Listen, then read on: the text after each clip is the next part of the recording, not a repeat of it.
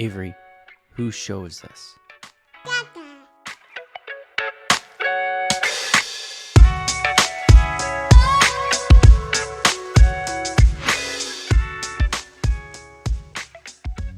Is also big. And like, you just look at this team, and then on top of it, like the guys who aren't big, Gabe and Goodwin, who I thought played really well in this one, like those guys are dogs. Those guys get after out it. there playing with a broken face. Yeah, and so it was also Avery was like, "Is he Batman?" I was like, "Yeah, kind of." I And mean, so basically, he's this masked man who came in to save the Lakers season. You know, he's just. And so, but like we're watching, and like the way that the Lakers were able to just absolutely suffocate Denver's offense was something to behold. And that's on the defensive side. And then on the offensive side, they spread them out. Poor, like Jokic was like, do I play at the level? Do I drop? Do I do this? Do I do whatever? And it just didn't matter. Like, it didn't matter what. Michael Porter Jr. is still in Ball Arena running in circles. Like just trying to figure out, okay, where's the ball going? No, he's going to do a lot of his own research on how to stop pick and rolls. You know, he'll get to it.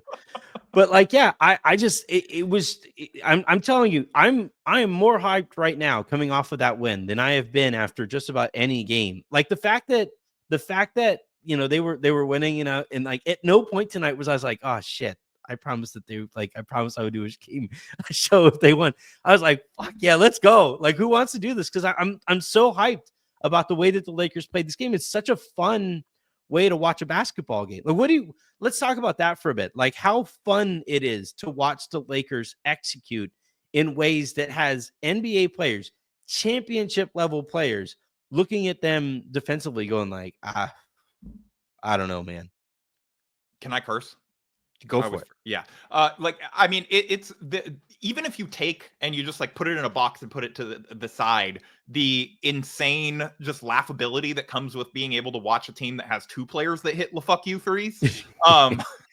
Like, you just take that and you just push it to the side, and it's like everybody loves that. You know, how many of those are they really going to do a game? It's the amount of ball movement that this team has now and player movement to go along with it. It's not just guys standing around waiting for, you know, okay, LeBron, it's your turn to cook. Luka, it's your turn to cook. It's like, especially the way that they get out in transition, you know, like I think sometimes like the mental stuff is a little overplayed. It's like, oh, the team tried hard if they won, the team didn't try hard if they didn't win. And I'm guilty of this as well. But like, I feel like we have seen an extra little spring in LeBron's step since Luka got there. Just knowing that, you know, if he runs the floor, there is someone capable of finding him at like no matter how much attention the defense is paying to him in transition as like, you know, like the greatest freight train going down the lane that we've ever seen. Like, he knows that there's somebody who can get him the ball in those windows. And all of a sudden it's like, wait, I don't have to be the one breaking down the defense to create a lob opportunity. Like, someone can do that for me.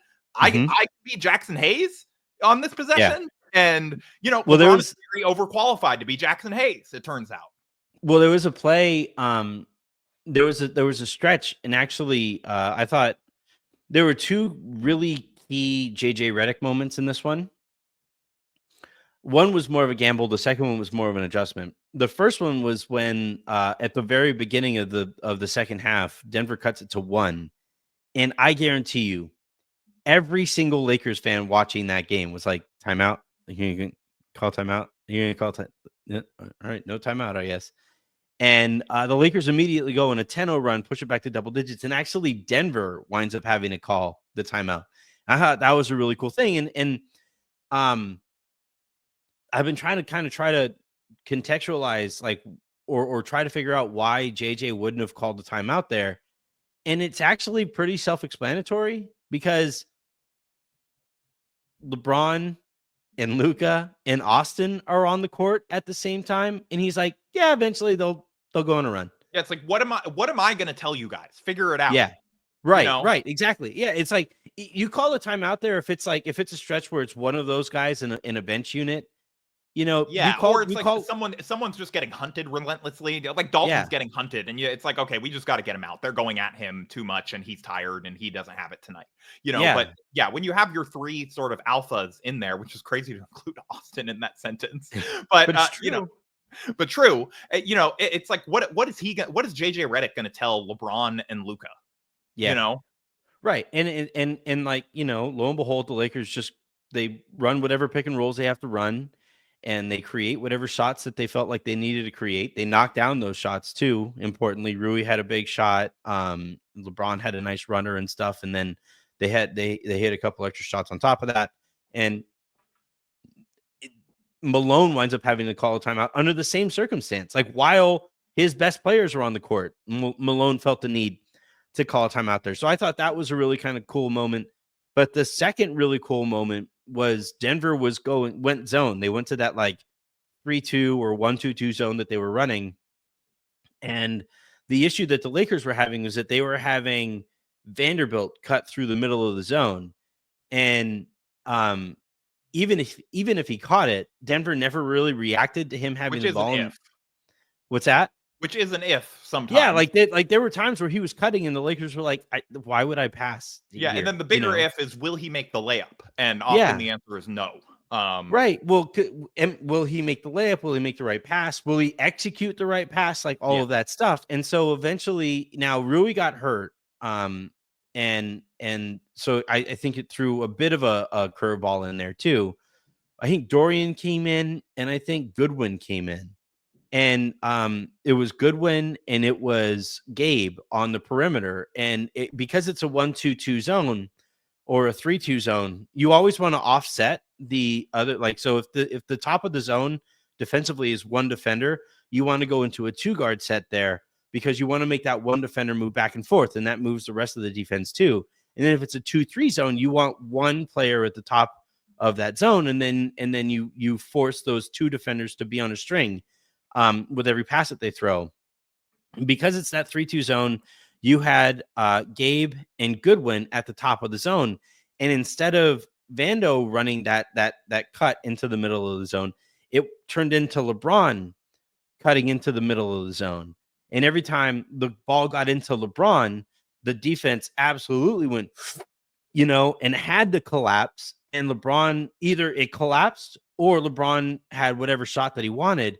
And it forced Denver out of that zone. And then right after they got out of the zone, the Lakers ran a few pick and rolls and the lead ballooned up to 17.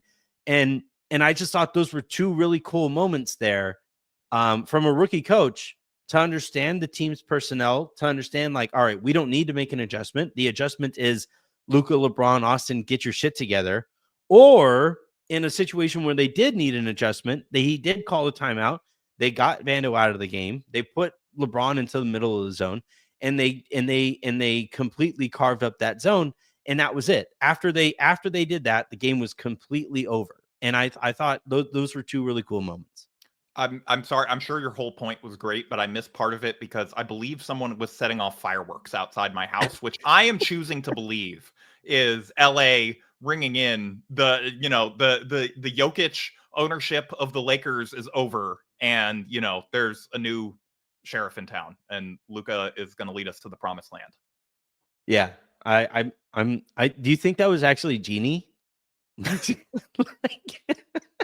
Do you live close enough for it to? They don't have fireworks before the parade budget, I don't think. So,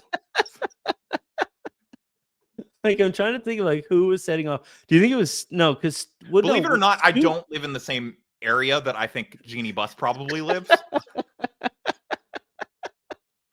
I'm just guessing. Like, I don't actually know where she lives, but I'm assuming it's not Hawthorne.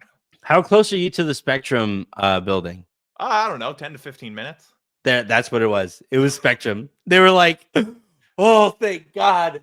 Oh. It was actually James Worthy's Worthy clap was so enthusiastic that you could hear it miles away.